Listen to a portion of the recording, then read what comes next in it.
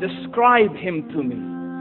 And Muslim, look at the description of your Rasul. And for some, this would be the first time you hear what your Prophet looked like. I saw a man of striking appearance. ظاهر الوضاء أبلج الوجه, radiant face, حسن الخلق, beautifully created. لم تعبه السجلة, his belly wasn't protruding. ولم تزر به السعلة, nor was his head disproportionate and small. وسيم قسيم, proportionate and delicate, finely made, a specimen of a creation. في عينيه دعج, in his eyes there was a contrast. The dark was immensely dark, the white was excessively white. وفي أشفاره وطف, and his eyelashes were long. وفي صوته صهل, and in his voice was a natural echo. وفي عنقه سطع, and his neck was elegantly long. وفي لحيته كثافة, his beard was full and thick. أزج أقرن, his eyebrows were arched, but they were not joined. It was separated. In summit فعليه الوقار, when he was silent, dignity covered him. وإن تكلم سماه وعلاه البهاء, and when he spoke, it was audible and clear, almost commanding and overtaking. أجمل الناس وأبهاهم من بعيد, from afar the most striking and outstanding in appearance. وأحسنهم وأجملهم من قريب, and when he came near, the best of them and the most handsome of them in closeness. حلو المنطق, so such an exalted and sweet level of logic. Like when he used to speak, it was so coherently logical, it was smooth and easy to understand.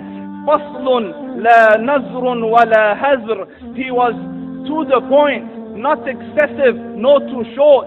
كأن منطقه خرزات نظم يتحدرن, his logic, his utterances, his words were like jewels coming out of a necklace, calculated, polished, one after the other. It would flow magically. ربعة, he was medium in height. Your eye didn't have to strain to look up at him, nor was it tedious to look down at him. He was a comfortable sight to look at.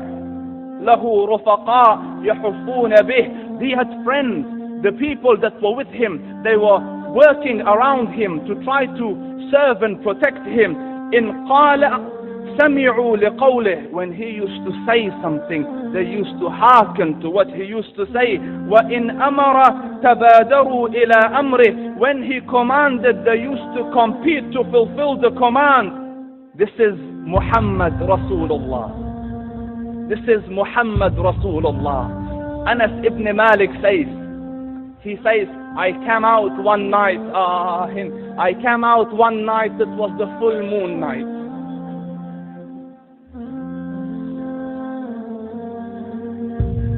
And I looked at the moon, and in the desert, understand, the moon is an awesome sight. It is smooth, it is radiant, it is clear, it is gentle compared to the scorching sun of which they are used to. So the moon was the epitome of beauty. So he says, I came out at a full moon night and I looked at the moon and I saw it, beautiful, handsome. So I said, let me go see if the moon is more handsome or my Prophet is more handsome. Let me see if that is more beautiful or the Prophet is more beautiful. So I went and I saw him standing afar. So I looked at his face and I looked at the moon and I looked at his face and I looked at the moon and I looked at his face and I looked at the moon, and he said, Wallahi, he was more handsome than the moon in its entirety. That is just the look of your Rasul. Aisha radiyallahu anha says, I was sewing with a needle. My needle dropped in the dark. I couldn't find it. I said, Ya Rasul, I can't find it. He moved his face close, and I swear, out of the radiance of his face, I found my needle. And the Prophet sallallahu alaihi wasallam was mind-bogglingly handsome, but his handsomeness was covered with waqar and jalal and hayba. The Sahaba say, when we used to sit at his feet, two feelings conflicting would come on the heart.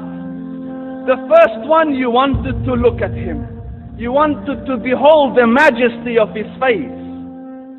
And when you wanted to look up, shyness used to overtake you, so you used to look down. Amr ibn al-As says, I sat with him many times, but if you ask me to describe his face, I can't describe it. I wouldn't be able to look up to him ijlalan wa ta'zeeman. I couldn't look up at him. And that is why he didn't have the problems that Yusuf alayhi salam had. Because it was difficult to penetrate the awe and the splendor of the Rasul.